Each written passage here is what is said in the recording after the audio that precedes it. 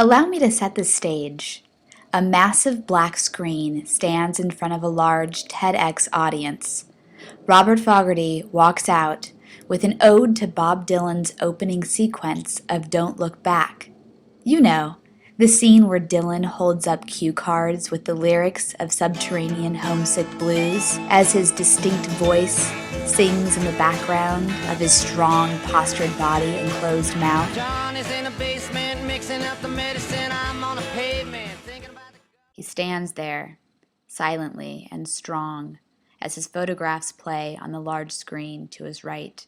The audience stares at the photographs on the screen. It's clear that some of them are being moved to tears. This was the scene of a TEDx presentation of Robert's for-profit social venture, Dear World, an enterprise he launched at the 2011 Harvard Social Enterprise Conference. Robert started Dear World, an extension of Dear New Orleans, a for-profit photography venture for social good. Robert has photographed thousands, including Super Bowl's most valuable player, Drew Brees, Academy Award winner Susan Sarandon, and NBA All-Star Chris Paul. It's been described as an ongoing social collection of inspired portraits. All of Robert's subjects pose in front of a black backdrop with messages written on their skin. These messages began as what Robert has proclaimed, love notes for New Orleans. He began Dear World as a way to help finance his nonprofit, Evacuteer. Evacuteer seeks to evacuate carless citizens of New Orleans in the event of a hurricane. In a 2005 Harvard University study of evacuees who remained in New Orleans during Hurricane Katrina, 55% stated that the reason they did not evacuate prior to the storm was that they did not have a vehicle or another method to evacuate. That same survey resulted in 42% of the evacuees stating that they did not think that they could have found a way to leave the city. This was unacceptable to Robert.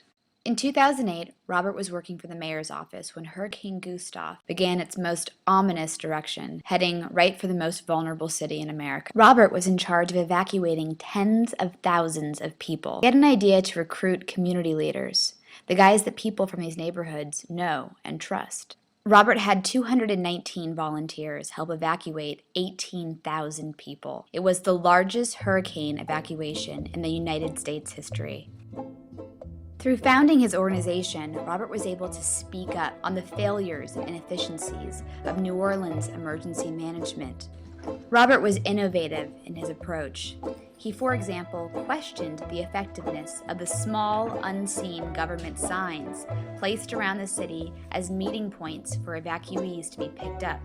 He saw these signs as an opportunity for something efficient and something great. He thought, let's make it something big and beautiful, and decided that those meeting points, instead of being small, unseen signs, should be great big public art pieces. The creativity that is responsible for turning government signage into street art is what allowed for the creation of not just one, but two social ventures.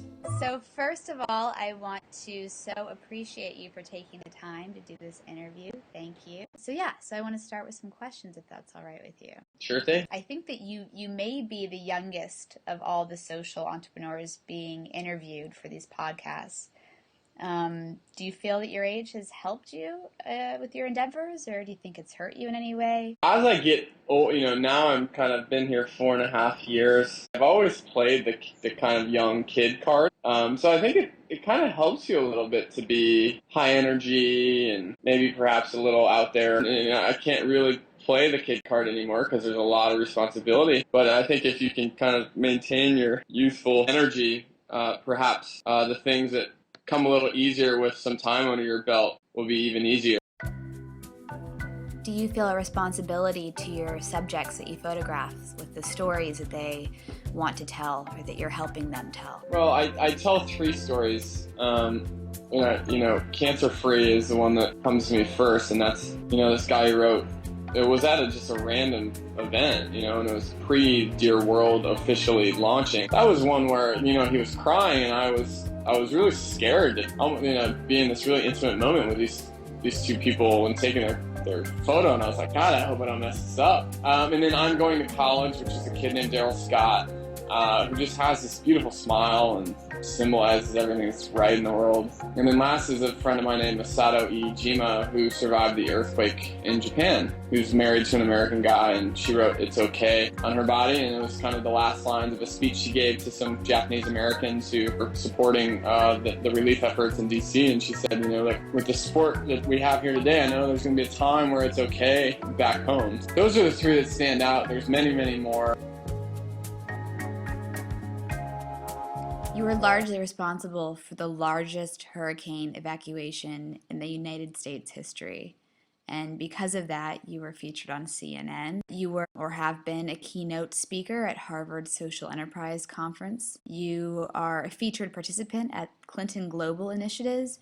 And you have taken pictures of all kinds of wonderfully famous people, Drew Brees and Chris Paul, Susan Sarandon and James Carville. What has been the highlight of all of these successes thus far in your career as a social entrepreneur? You know what I'm most proud of, Amy, is there's a lot of ways to say no, There's a lot of ways to tell yourself why it's too hard or too ridiculous. And there's nothing specific, but certainly feel good about at least going down the road of where people probably have said that's like a really stupid idea, and then just going through the exercise of pursuing something that you think perhaps has some potential, even if others don't readily see it. Because I didn't know if I really had that in me, Good question, but I think that's what I'm most proud of. It's really easy for people to say no and move on. And sometimes you just have to say yes, or find the people who say yes. I think that one of the neatest aspects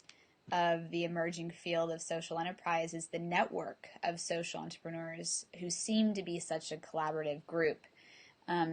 What are some of your favorite social enterprises that are out there right now? And is Evacueteer and Dear World collaborating with any of them? Great question.